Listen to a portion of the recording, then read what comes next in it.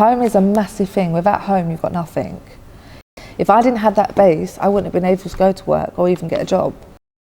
To get a bank card, to get all of these things, you can't do nothing without it.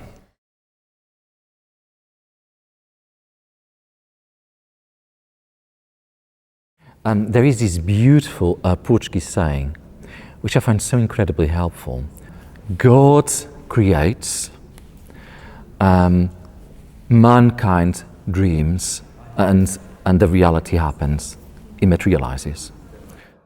It was more or less as I arrived here, in fact, and I knew that we had a house that we were renting commercially. I thought, wouldn't it be a wonderful thing to actually be really just more intentional about using the house. And I knew as well, in fact, that the prison was also really thinking about really just finding accommodation for women coming out and were actually homeless. I work for the prison as a paid chaplain. We are here in St Hilda's, which is a 4 or 5 minute walk down the same road to the prison. Western Europe's largest women's prison. So obviously St Hilda's are key in that they have the property, they have a heart for connecting with people coming out of prison, but also connecting with other churches so that they can together provide the support, the befrienders. The prison, they can employ and finance the empowerment worker.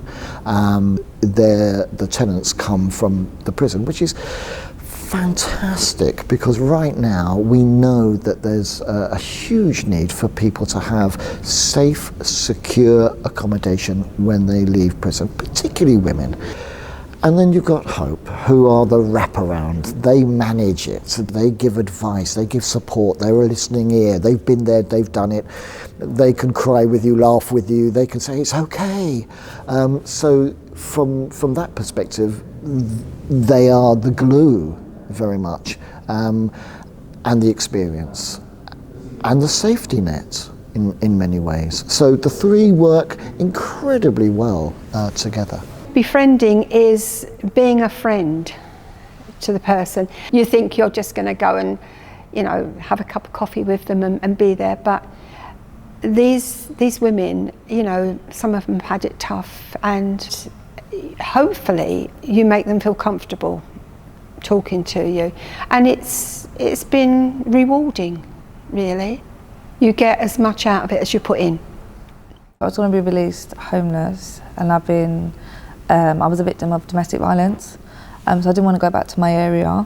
So it was, if I get released and I've got nowhere to go, I'm going to have to go back to people that I know which are involved in criminal activity. I'm just going to end up repeating the cycle again. That's not what I wanted. It's nice knowing that they're just here.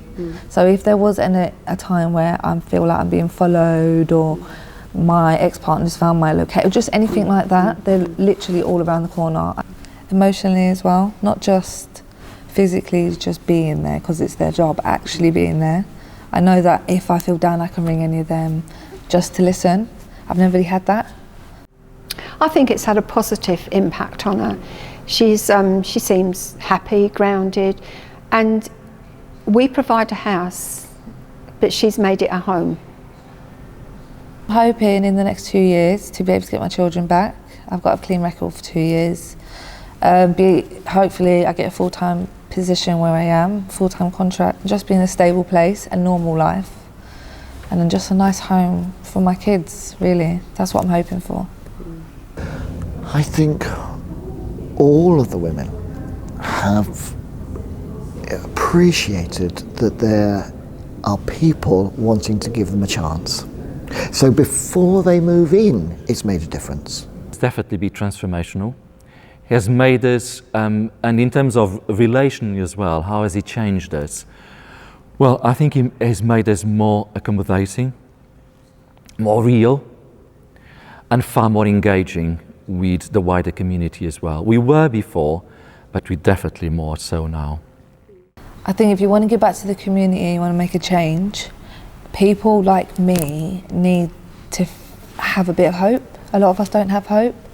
So knowing that there are actually people behind you that are not just family is a really important thing, because you can have people, sorry I'm getting upset, you can have people around you that act like they care but they really don't. These people actually care.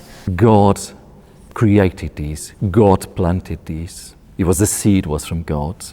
We dreamt, and then it became a reality. So I'll say that for the church that is really thinking about that, don't be afraid of dreaming dreams, and let God be the one really making it happen. And that's when we really see the fruits of it. The fact that it feels like home, not just somewhere that I'm staying, it feels like home. Like even when I finish work, I'm like, I can't wait to get home.